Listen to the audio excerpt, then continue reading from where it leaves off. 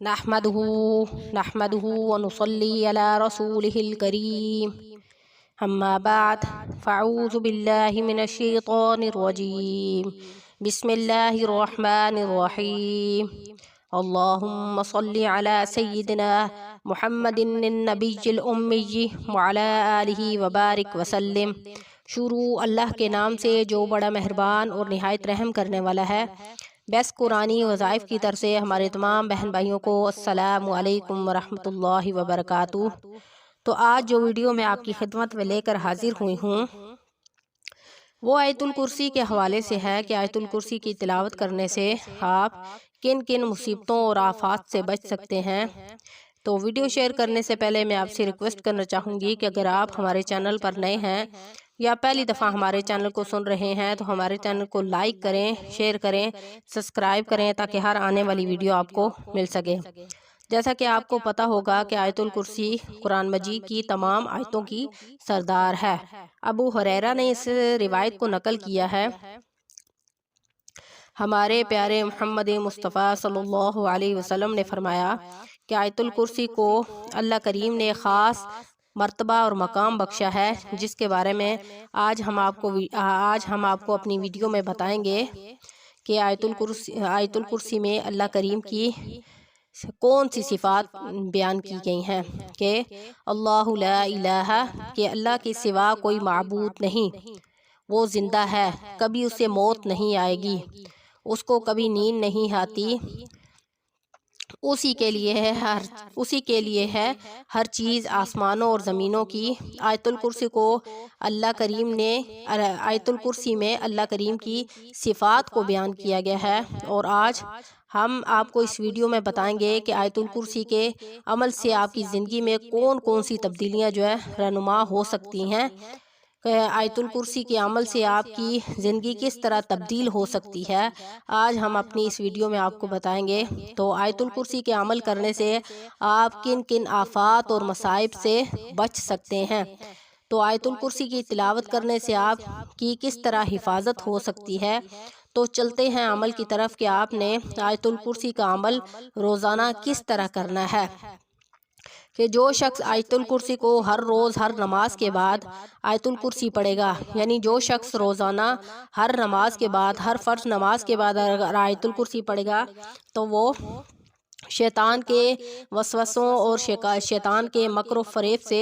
महफूज रहेगा। जैसा कि शैतान जो है वो अजीब व गरीब चालें चल के इंसान को फंसाता है और मुश्किल में डाल देता है, लोगों से लड़ाई झगड़े करवाता है, फसाद करवाता है। तो अगर कोई आयतुल कुर्सी को हर फ़र्ज नमाज के बाद पढ़ेगा तो इंशाअल्लाह वो शैतान के मकर फ़रेब और वसवसों से बाज रहेगा, क्योंकि शैतान जो है वो इंसान के दिल में गलत वसवसे डालता है, जिसकी वजह से इंसान जो है वो ईमान से फारिग हो जाता है। तो आयतुल कुर्सी के अमल से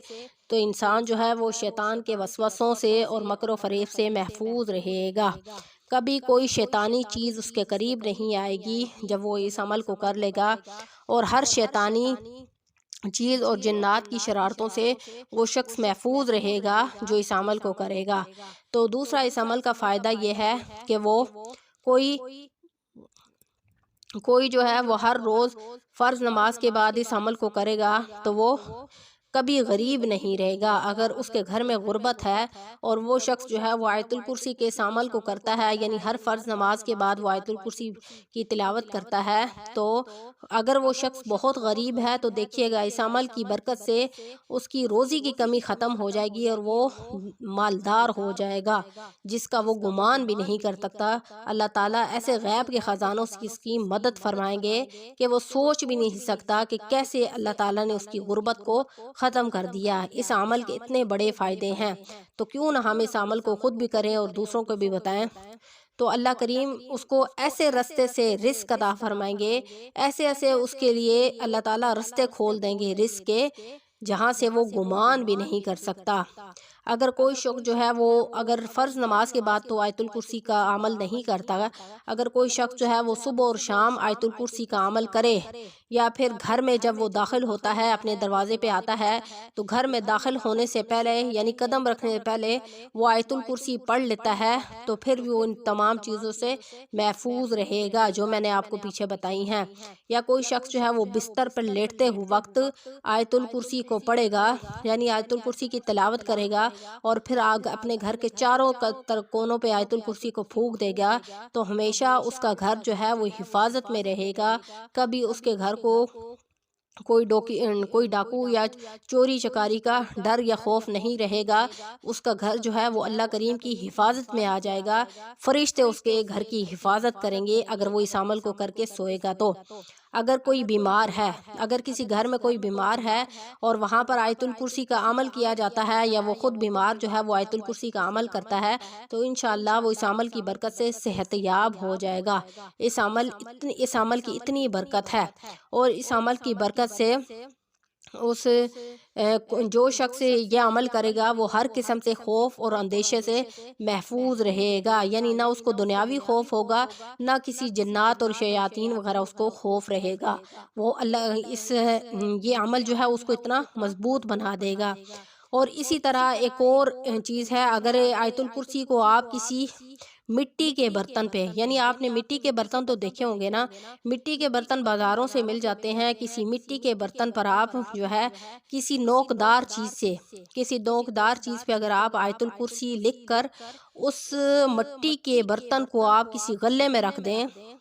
تو وہ غلہ جو ہے کسی غلے میں رکھ دیں، گندم میں رکھ دیں، یا کوئی بھی ایسی چیز ہے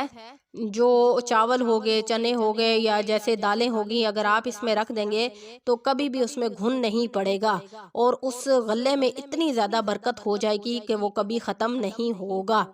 جس طرح اناج جو ہے گندم وغیرہ یا چاول، چینی یا کوئی بھی ایسی چیز ہے تو وہ ہمیشہ جو ہے وہ گھن سے بھی محفوظ رہے گی اور چوری چکاری سے بھی وہ محفوظ رہے گی، اور اس عمل کی برکت سے اس غلے کے اندر بہت زیادہ برکت ہو جائے گی، وہ غلہ جو ہے وہ کبھی ختم نہیں ہوگا۔